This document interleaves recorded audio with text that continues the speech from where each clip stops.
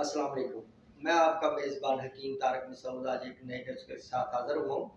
जो आपका आज का नुस्खा है, ये हामला औरतों के लिए है, जिसमें मतली, कै का आ जाना और भूख का ना लगना। इसके लिए बड़ा ये कामयाब और नायाब नुस्खा है, जिसमें 3 अज्जा शामिल हैं। सबसे पहले आपने लेना है नमक शीशा 1 तोला, अजवाइन देसी 2 तोला, धनिया खुश्क आपने लेना है 3 तोला।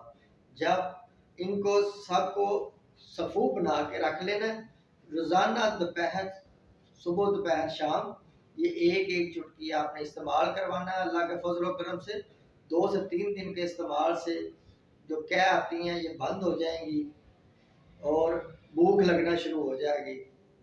क्योंकि भूख जो है ना, ये मतली कै में नहीं लगती, तो भूख लगना शुरू हो जाएगी। इंशाअल्लाह अल्लाह पाक के फजल व करम से 2 से 3 दिन के इस्तेमाल से बिल्कुल सेहतयाब हो जाएंगी और ये क्या मतली नहीं आएगी।